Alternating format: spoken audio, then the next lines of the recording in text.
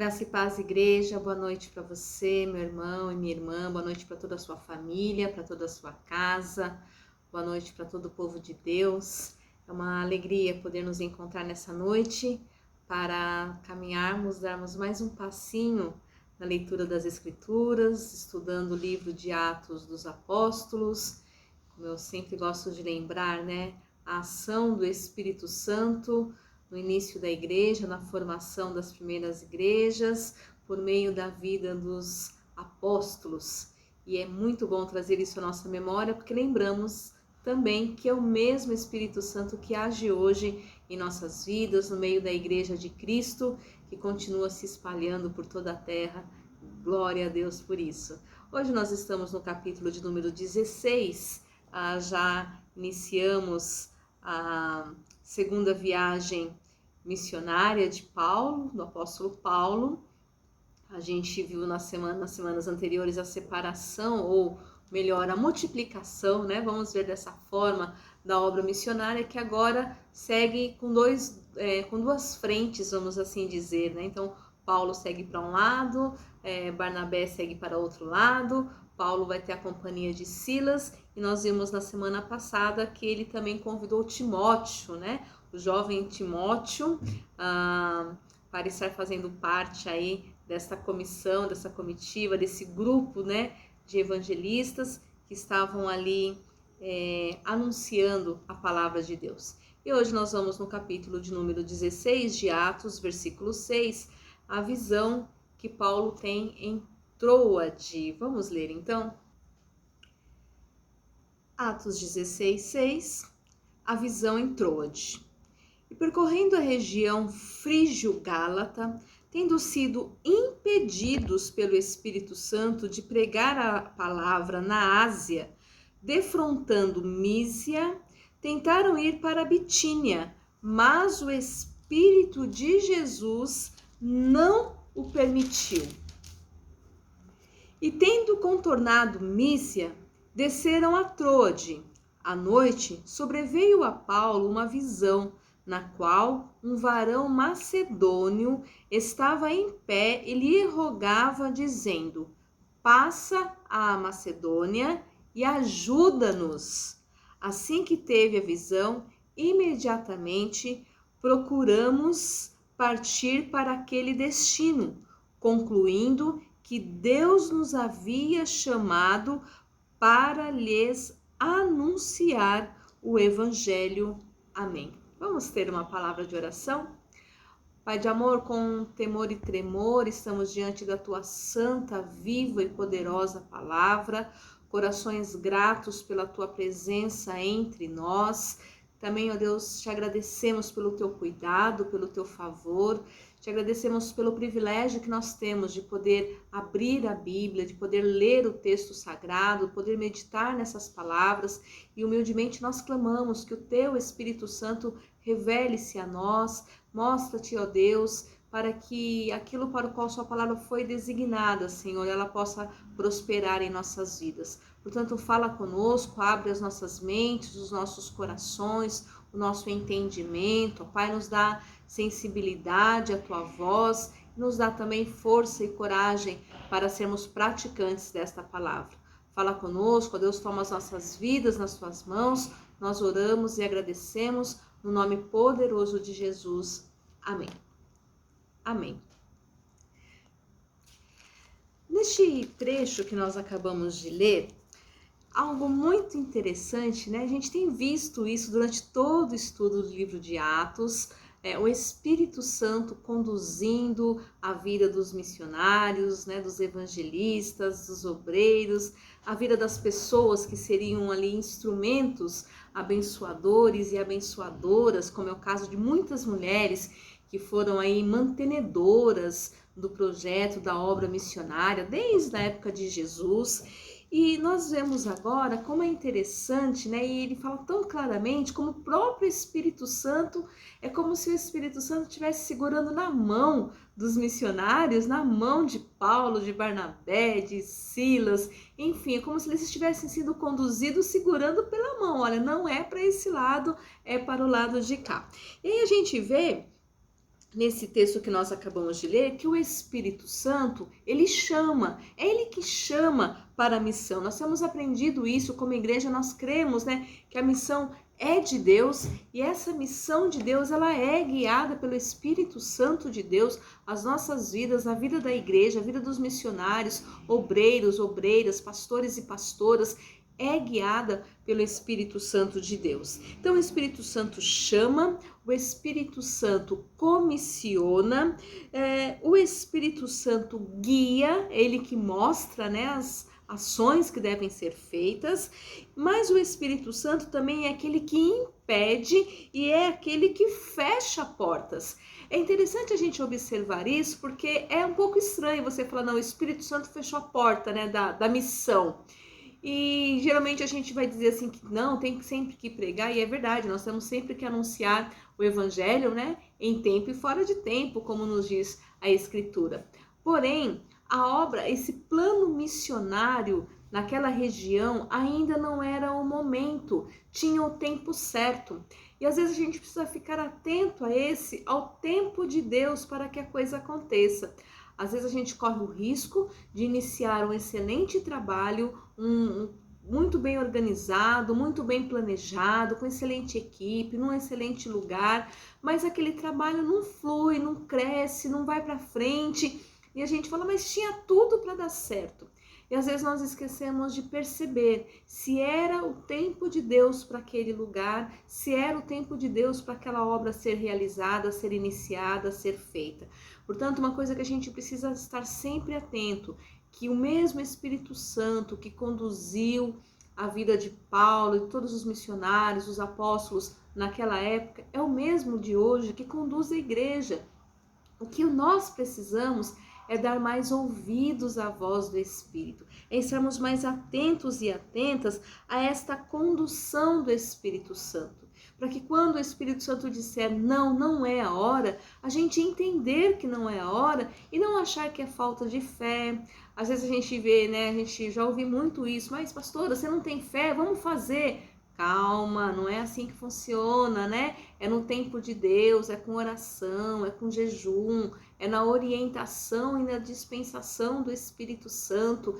Então, quando o Espírito Santo fecha uma porta, não significa, né, que a gente estava fazendo alguma coisa errada, que eles não estavam fazendo nada errado, eles apenas tinham uma obra prioritária no plano de Deus, na agenda de Deus, no organograma de Deus. Havia uma outra obra que precisava ser feita antes daquela.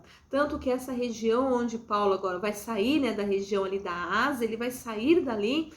Vamos imaginar assim, que eles estão vindo de Jerusalém, estão passando ali por essa região da Ásia, como o texto fala para nós aqui, Frígio-Gálata, né?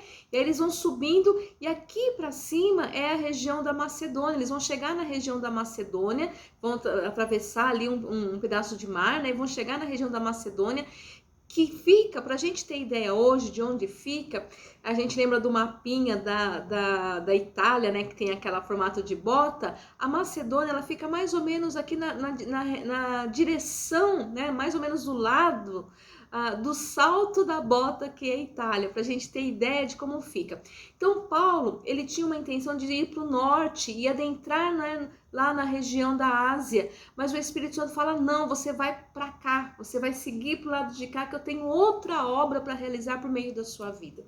E aí a gente precisa ter isso muito claro na nossa mente. Por quê? Para que no momento em que o Espírito Santo fechar uma porta, não significa, eu estou em pecado, por isso que o Espírito não vai usar minha vida, eu estou errado, porque não é para isso que Deus me chamou. Não, não é hora de entrar em crise, apenas vamos nos atentar para aquilo que é prioridade no projeto de Deus, porque no projeto de Deus, no organograma de Deus, o tempo e a hora já estão determinados e o lugar também, e aí a gente tem que estar atento para essa orientação.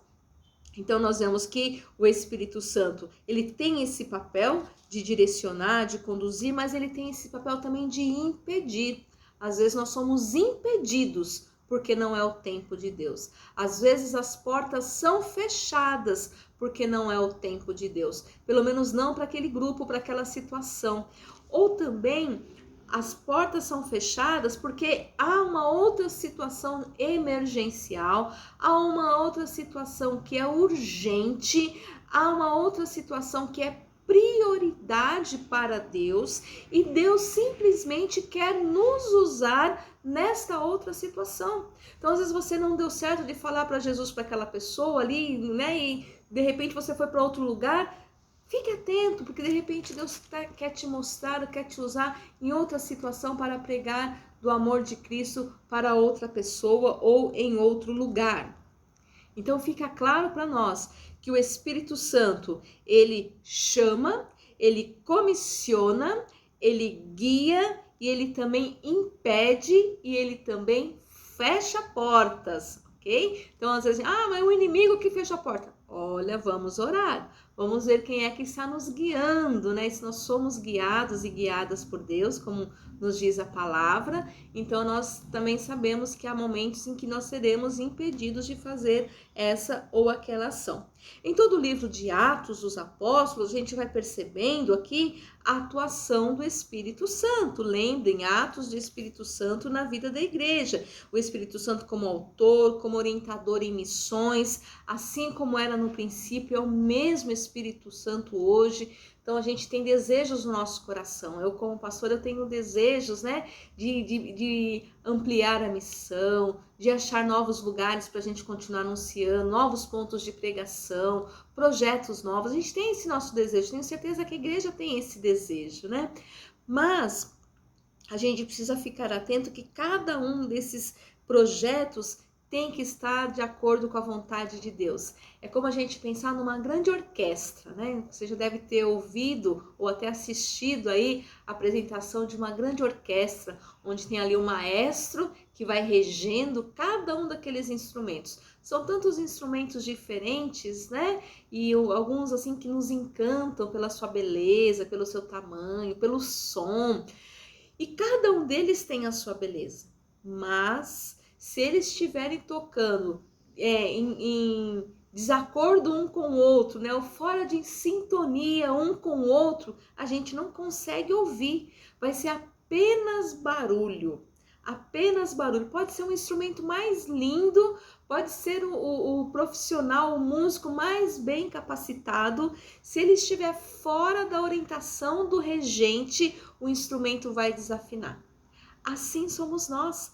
A nossa vontade tem que estar afinada com a vontade de Deus, para que quando, né, o regente, né, que é o Espírito Santo, nos conduzir, a nossa ação vai gerar vida, vai gerar prazer, vai gerar alegria na vida de outras pessoas. Então nós precisamos cuidar, porque o Espírito Santo, ele é o autor e orientador de toda a missão. Como hoje a igreja está aqui para fazer a missão que é de Deus. Se ela é de Deus, quem conduz é o Espírito Santo de Deus. Na época dos apóstolos, né? Então eles eram orientados, o Espírito Santo falava com eles por meio de visões, por meio de sonhos, por meio de discernimento, por meio da oração. Então havia várias formas aí que o Espírito Santo falava com eles e hoje não é diferente, né? O Espírito Santo continua falando conosco, ele fala conosco por meio da palavra, ele fala conosco por meio de uma voz suave que a gente não sabe explicar, né? Eu ouvi, eu senti, né? Ele fala conosco através da paz do nosso coração. Ele fala conosco quando alguém está pregando a palavra de Deus. É muito interessante, porque eu sempre falo assim que entre a gente pregar e a pessoa ouvir, né? Essa distância aqui no meio tem um agir do Espírito Santo. E isso é muito interessante. Às vezes eu prego, né? Eu já tive essa oportunidade inúmeras vezes de pregar uma palavra e de repente alguém vem e comenta algo que em algum momento, né, da pregação foi falado e aquilo marcou a vida daquela pessoa. E eu fico pensando como é interessante, né? Aquele não era o tema principal, vamos dizer assim, né? Aquele não era o argumento principal, mas foi naquela palavra simples que estava ali, né, no meio daquele sermão todo, que tocou a vida daquela pessoa. Então o Espírito Santo hoje toca os corações, toca as vidas, toca as mentes, nós devemos anunciar, devemos pregar, mas devemos ter essa sensibilidade para fazer a obra do Espírito Santo.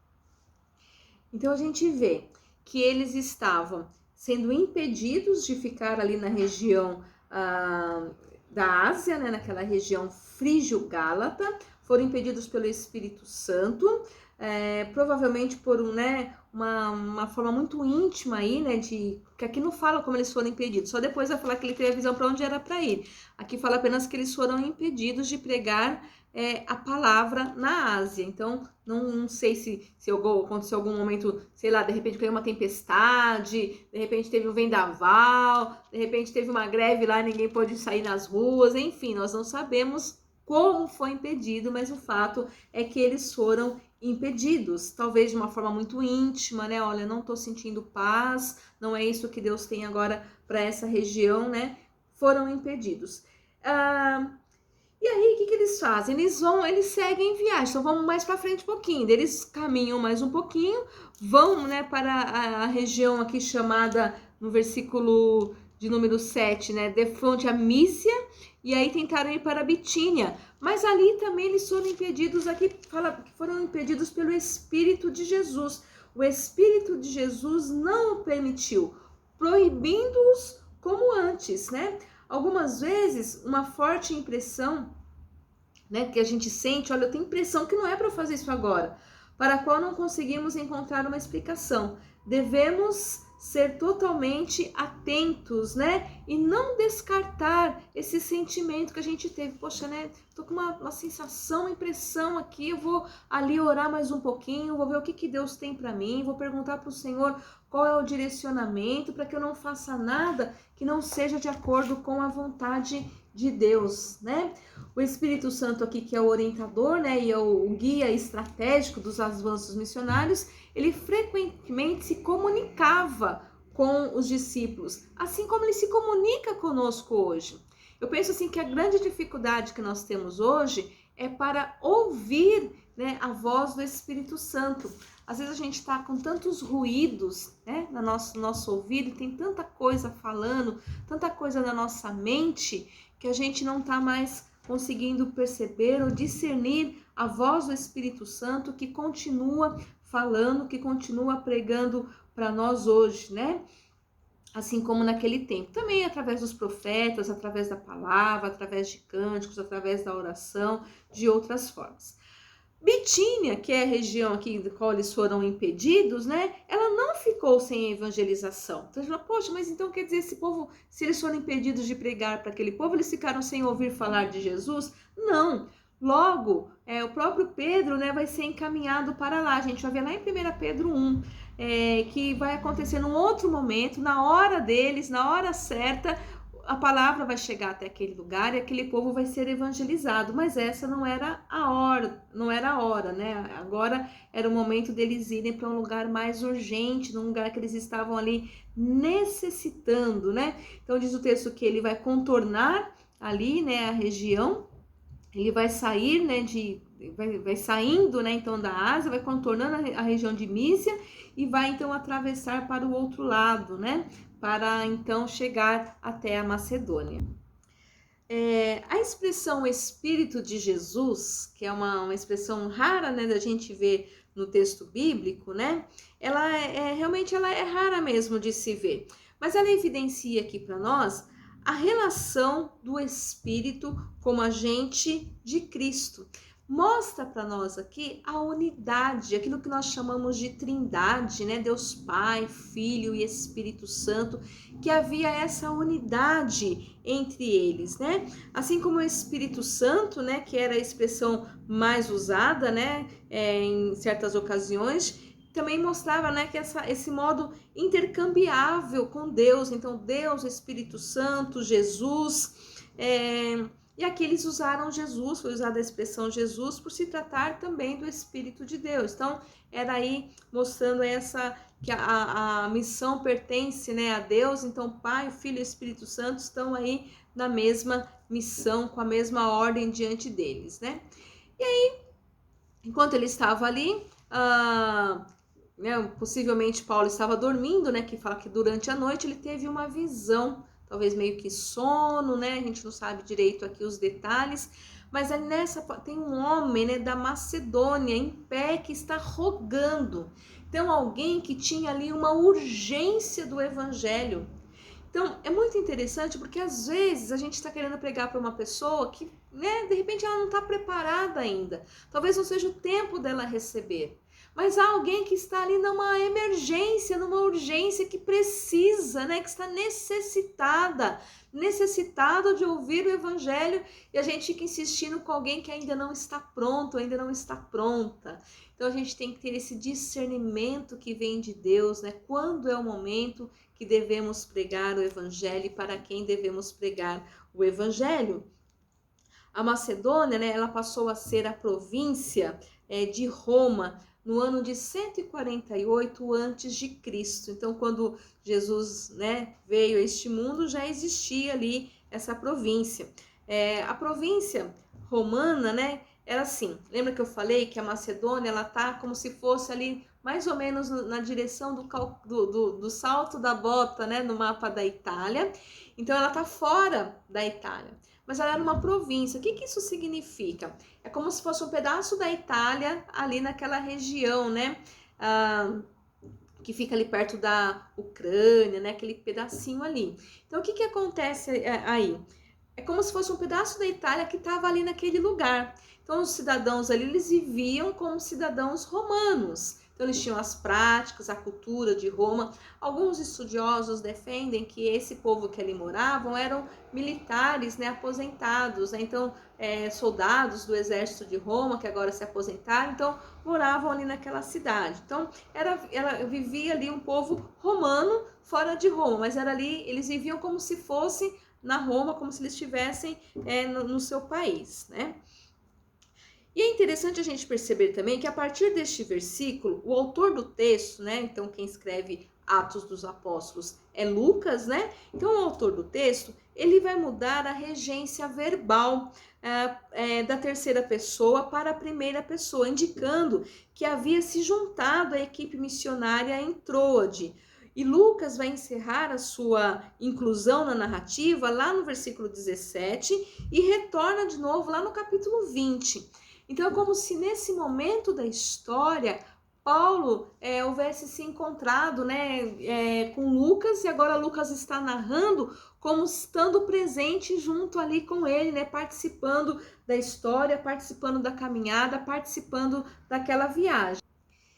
E a gente percebe aqui o finalzinho do texto dizendo assim que assim que teve a visão, imediatamente procuramos, lembra que eu falei, né, a forma como Lucas escreve, como participante deste momento, procuramos partir para aquele destino, concluindo que Deus nos havia chamado para lhes anunciar o evangelho. Então vejam, o missionário, a missionária, aquela que está a serviço de Deus, tem que estar atento à voz de Deus, tem que estar assim disposto e disposta a ser conduzida pelo Espírito Santo de Deus, que nos leva em lugares que a gente nem imaginaria, né? Que a gente nem imaginava que um dia estivesse. Mas quando a gente se dispõe, Deus usa, Deus leva, Deus faz a obra e a gente é então instrumento nas mãos de Deus, né? Que graça, né? Que privilégio poder ser instrumento. Mas aí, mas então é só para o pastor e para a pastora? Não, é para todo aquele e aquela que crê em Jesus Cristo, que é servo do Deus vivo, que é serva do Deus vivo, porque a obra missionária, ela não é só uma grande obra, como cuidar de uma igreja, ou iniciar um trabalho missionário lá no norte do país, ou lá no sul do país, ou em outro país. Não é só essas grandes obras como a gente imagina, mas a obra missionária, ela é também quando você pega o elevador de manhã, ou quando você vai para a feira, ou quando você toma um ônibus, ou quando você vai ao mercado, ou quando você está numa reunião de família. O fato é que ser missionário e missionária tem que fazer parte da nossa vida como servos e servas do Senhor. A gente se lembra que Jesus, quando ele se despede ali dos seus discípulos, quando ele vai ser assunto ao céu, ele vai dizer assim para os seus discípulos, né? Fiquem aqui até que sejam revestidos de poder e depois Vão para todo lado e anunciem o evangelho a toda criatura, não é assim? Batizando-os em meu nome. Então, esse ide de Jesus é para todos e todas. Todos nós e todas nós temos esse compromisso cristão missionário de anunciar o evangelho, de anunciar a salvação.